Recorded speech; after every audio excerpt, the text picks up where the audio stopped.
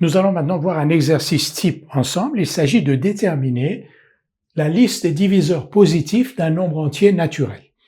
Ici, on nous donne 24 et on nous demande d'écrire la liste des diviseurs positifs de 24.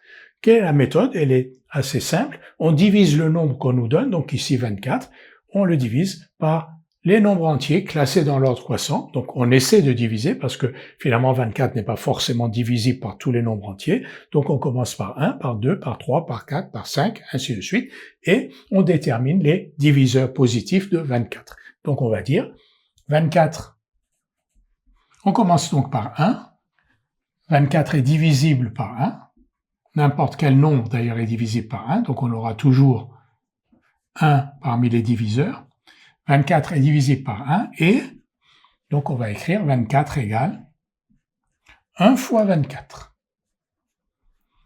Et là, nous avons déjà deux diviseurs de 24 qui sont 1 et 24. On continue, donc on a vu avec 1, maintenant 2. 24 est bien divisible par 2 parce qu'il se termine par 4 qui est un nombre pair. Donc 24 est divisible par 2 et 24 égale 2 fois 12. Et là aussi, nous avons donc deux nouveaux diviseurs. 2 bien sûr, parce qu'on s'est intéressé à 2, on a divisé 24 par 2, mais comme 24 était divisible par 2, le 12 que l'on retrouve ici, 24 égale 2 fois 12, est aussi un diviseur de 24.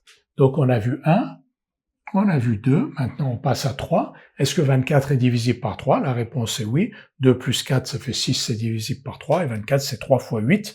Donc 24 est divisible par 3, et donc 24 est égal à 3 fois, donc 3 est bien un diviseur, mais 8 aussi, 3 fois 8. Maintenant on a vu 3, 4, la réponse est oui, 24 est divisible par 4, 24 c'est 6 fois 4 fois 6, donc 24 est divisible par 4.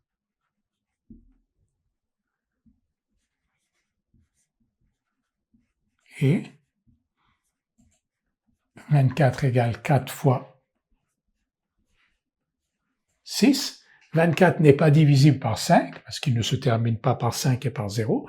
Il est divisible par 6. Mais vous voyez que si on écrit 24 égale 6 fois 4, on a déjà écrit cela. Donc à un moment donné, le premier terme, donc ici 1, 2, 3, 4, que vous utilisez dans votre série, ce premier terme, il va devenir plus petit que le second. C'est-à-dire qu'ici, si on passe 5, on passe à 6, on va avoir 6 fois 4, donc le second terme va devenir plus petit que le premier. Et quand le second terme devient plus petit que le premier, c'est qu'on l'a déjà vu. Donc ici, vous voyez, ça ne sert à rien de diviser 24 par 24, puisqu'on a déjà vu que 24, c'était 1 fois 24. Donc ici, on s'arrête, parce que si on continuait, on arriverait à 6 fois 4 que l'on a déjà vu. Donc voilà, maintenant, on va dire que la liste, on va l'appeler D24, des diviseurs donc positifs de 24 et donc on va les écrire dans l'ordre. D24 égale donc 1 ici, donc la colonne 1, 2, 3, 4, on remonte 6, 8, 12 et 24. On va les compter, donc 3, 6, 8, donc 24 à 8 diviseurs positifs qui sont donc dans cet ensemble des 24 que l'on a écrit.